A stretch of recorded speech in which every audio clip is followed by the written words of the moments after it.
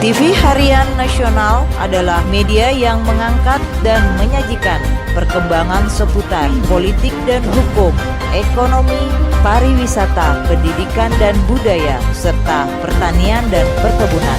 Dalam hal ini, saya kira itu. Baik. Sekarang saya mau kaitkan lagi. Tadi saya gambarkan bahwa ada perusahaan mengajukan permohonan izin ekspornya kepada kementerian ini, ke pejabat tadi, ke dirjen ini. Jadi hubungannya adalah antara perseroannya, direksinya dengan si pejabat. Kemudian si senior manager ini kerjanya hanya berkomunikasi saja, bertanya dan sebagainya, ya, keluar atau tidak dan sebagainya. Jadi tadi yang saya ingin tanyakan sebenarnya adalah bahwa kan ada kata-kata mempengaruhi tadi itu. Nah, persoalan apakah izin ekspor ini legal melawan hukum atau tidak itu menjadi dari perbuatan mempengaruhi daripada senior manager sehingga dapat dikatakan dia melakukan suatu perbuatan yang mempengaruhi pejabat. Ya, sekali lagi, dalam hukum pidana, konstruksi yang paling mendekati ketika seseorang melakukan satu perbuatan dipengaruhi orang lain adalah konstruksi yang disebut itloqen. Walaupun ada konstruksi yang lain yang disebut dengan dunplechten, yang disebut dengan menyuruh melakukan. Cuman persyaratannya lebih ketat, terutama pembuat materialnya tidak bisa dipidana. Dalam ilustrasi yang tadi saudara penasihat hukum kemukakan, kalaulah bentuk mempengaruhinya itu dapat dikualifikasi sebagai satu bentuk sebagai bentuk penganjuran di dalam penyertaan, boleh jadi ini merupakan sebuah bentuk perbuatan yang mempengaruhi tadi itu. Tapi kalau bentuknya tidak sebagaimana saya kemukakan tadi, secara limitatif ditentukan dalam undang-undang bagaimana caranya menggerakkan orang lain melakukan tindak pidana, yang dalam bahasa saudara penasihat hukum tadi adalah mempengaruhi, katakanlah seperti itu, tentu bukan suatu bentuk hubungan penyertaan yang bisa dipertanggungjawabkan pada yang bersangkutan, kan gitu. Inilah yang kemudian dalam hukum pidana menjadi sangat penting mendudukkan siapa yang sebenarnya pelaku utama, katakanlah pembuat material, pleger, siapa yang kemudian menjadi orang-orang lain yang turut serta atau aktor intelektual mengenai hal ini. Nah, sekali lagi, konstruksi yang ada dalam hukum pidana yang paling mendekati adalah konstruksi witlocken. Bentuk mempengaruhinya adalah dengan memberi atau menjanjikan sesuatu, dengan menyalahgunakan kekuasaan atau martabat, dengan memakai kekerasan, ancaman atau penyesatan, dengan memberi sarana, kesempatan atau keterangan. Di luar dari itu, karena itu ditentukan limitatif dalam undang-undang, maka dia bukan mempengaruhi dalam bentuk melakukan perbuatan pidana. Saya kira itu. Baik, terima kasih. Saudara tadi sudah menjelaskan bahwa upaya perbuatan, rangkaian perbuatan yang ada itu sudah limitatif diatur dalam pasal dari undang-undang itu sendiri. Nah, ya. Jadi tadi saudara katakan salah satu contoh adalah perbuatan mempengaruhi itu adalah ada upaya menggerakkan seseorang untuk melakukan sesuatu. Betul. Begitu ya. Betul. Jadi kalau orang berkomunikasi saja bertemu dan tidak ada bukti tentang ada menggerakkan itu, tidak bisa dikatakan itu memenuhi unsur itu. Betul. Tidak bisa ya. Iya. Oke. Baik. Dalam ilustrasi saya tadi itu, bagaimana pendapat saudara? Si senior manager tersebut tidak ikut menandatangani permohonan PA. Dia tidak ikut-ikutan dan mengupload tentang permohonan persetujuan ekspor. Itu dilakukan oleh perseroan, berhubungan dengan kementerian. Kementerian melakukan PA juga tidak ada kaitannya dengan si senior manager affair. Dalam kasus tersebut tadi itu, bisakah dimintai pertanggungjawaban pidana terhadap si senior manager ini? Seandainya pun umpamanya ada perbuatan melakukan di antara dua belah pihak ini, umpamanya. Ini pertanyaan pertamanya dulu. Asumsinya dulu bahwa ada di sana perbuatan melawan hukum di antara mereka. Tapi si senior FR itu tadi tidak berkaitan dengan itu. Bagaimana pendapat saudara? Iya, di dalam hukum pidana pertanggungjawaban hanya dimintakan terhadap perbuatan yang akibat-akibatnya dapat dia perkirakan. Ini dikenal dengan doktrina versari in re illicita, atau lebih dikenal di Indonesia dengan istilah dolus indirectus. Ya, yang dengan itu maka satu hal yang katakanlah tidak dia bisa perkirakan, tidak bisa dia kendalikan, tidak dalam kekuasaannya tentang satu kejadian, katakanlah, termasuk di antara tadi satu hal yang melawan hukum. Karena contohnya misalnya tadi ilustrasinya dikatakan melawan hukum karena ada dokumen yang katakanlah isinya tidak benar yang ditandatangani oleh pihak lain. Kan tentu dia tidak mempunyai kekuasaan, tidak mempunyai kapasitas, tidak mampu mengendalikan hal itu. Maka orang tidak boleh dipertanggungjawabkan terhadap akibat yang timbul karena dokumen tadi. Kalau dipertanggungjawabkan namanya dolus indirectus, yang doktrin ini saya katakan tadi sudah ditinggalkan sejak abad 17. Jadi versari in re illicita ini sudah ditinggalkan doktrin ini sejak abad 17. Oleh karena itu, karena dianggap meminta pertanggungjawaban orang di luar dari kapasitasnya, di luar dari domain apa yang harus dia pertanggungjawabkan. Ya, sekali lagi, apalagi tadi kalau misalnya saya tadi disinggung bahwa permohonan tadi diurus oleh mekanisme organisasi suatu perseroan, ya tentu sekali lagi tidak mungkin corporate action itu dipertanggungjawabkan semata-mata sebagai kepada seorang pribadi dalam konteks hukum pidana seperti itu. Jadi sekali lagi ada dua hal yang menurut saya menjadi penting di situ. Yang pertama adalah orang hanya bisa dipertanggungjawabkan atas apa yang dia lakukan beserta akibat-akibat yang mungkin telah dapat dia pikirkan akan timbul. Yang kedua adalah bahwa orang hanya boleh dipertanggungjawabkan sejauh apa yang kemudian menjadi kapasitasnya untuk berbuat. Saya kira itu. Baik. Jadi orang tersebut menurut saudara tidak bisa diminta pertanggungjawaban lebih daripada yang seharusnya dilakukan. Betul. Gitu ya. Sekarang saya pindah topik nih, tapi masih berkaitan. Tentu saudara mengetahui tentang apa yang dimaksud dengan domestic market obligation (DMO) di dalam satu bisnis minyak goreng ekspor impor tentunya. Ya. Nah,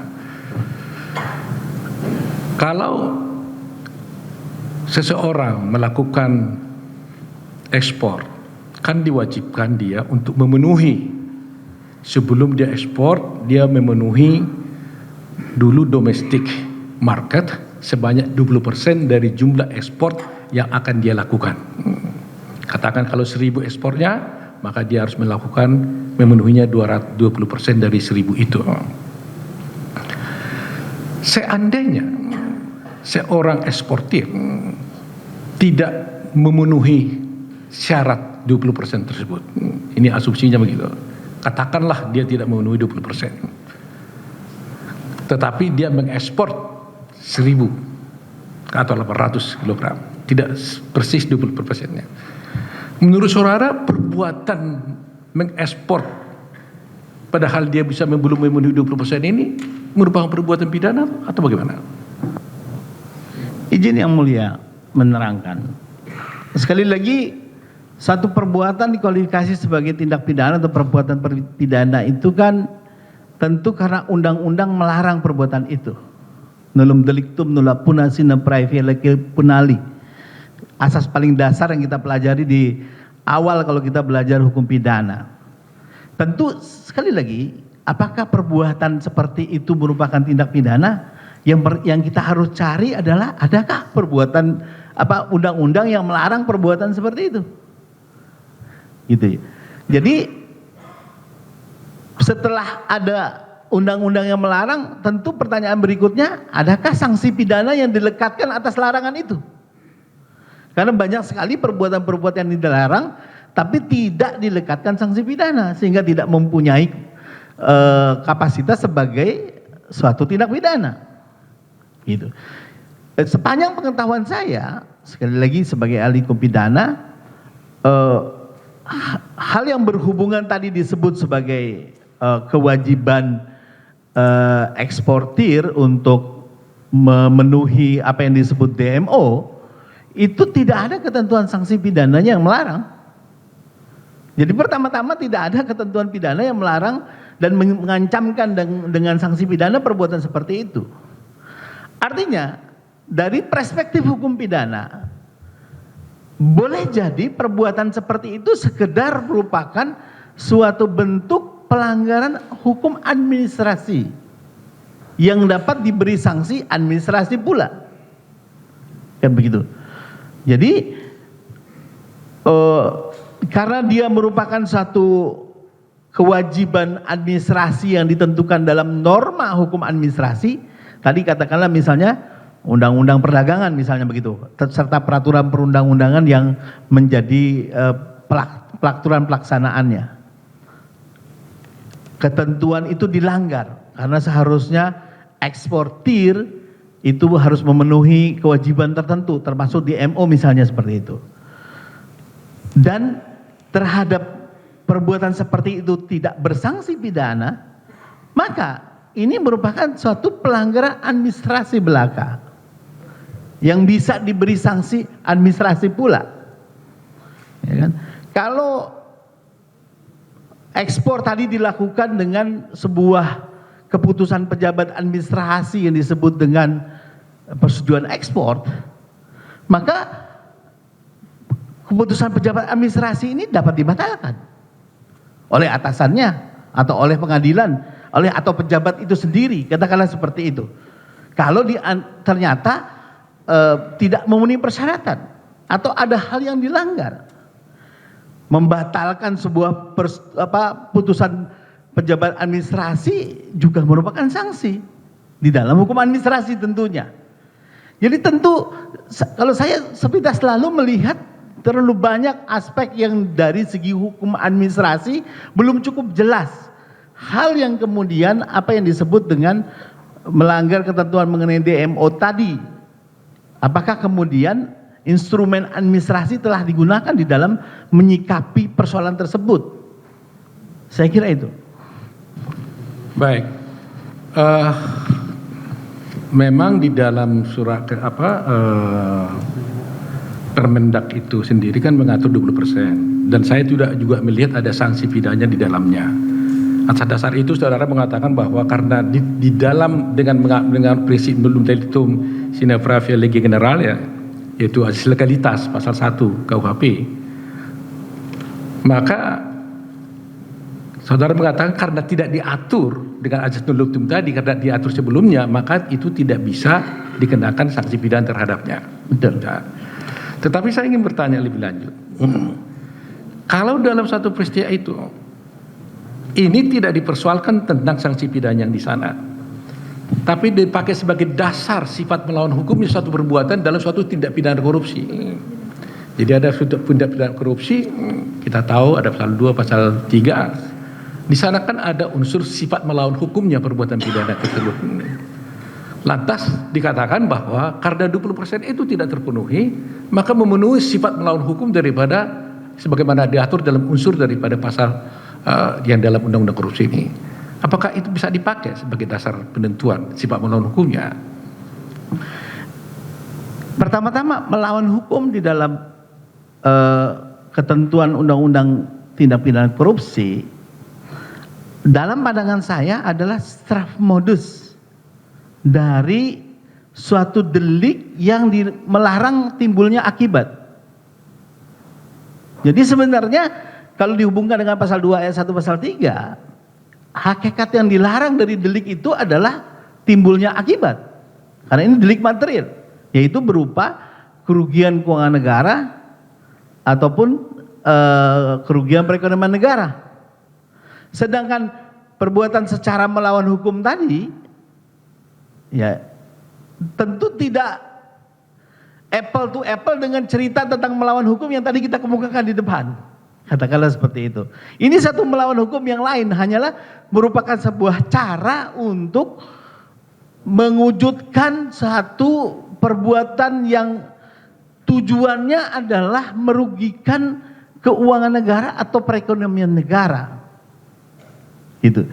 Jadi perlu ditinjau lagi apakah tidak dipenuhinya DMO itu memang ditujukan untuk menimbulkan kerugian keuangan negara atau perekonomian negara. Itu persoalan kuncinya di situ.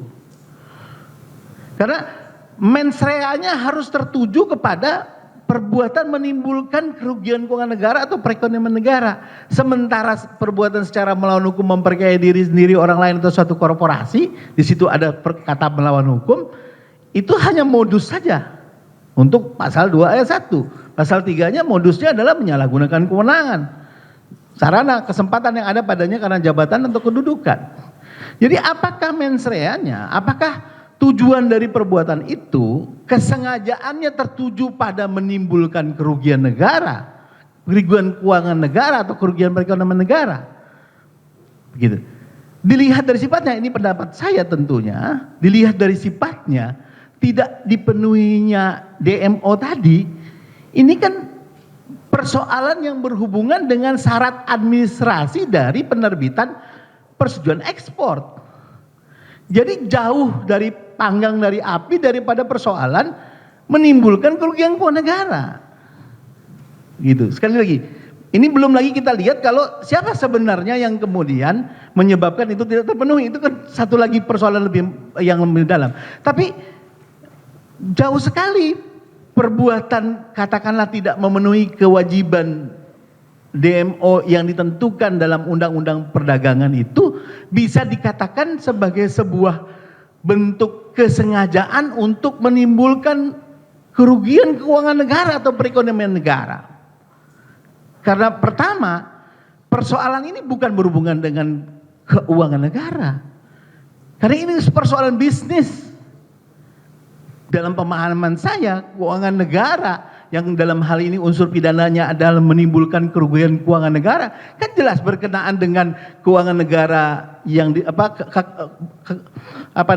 yang dipisahkan dan tidak dipisahkan antara APBN dan apa yang ada di dalam BUMN dan BUMD, kekayaan negara yang dipisahkan dan tidak dipisahkan. Kalau mengenai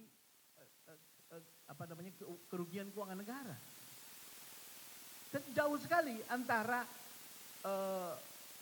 tidak memenuhi persyaratan DMO dengan mau menggerogoti APBN, mau mengambil porsi di APBN.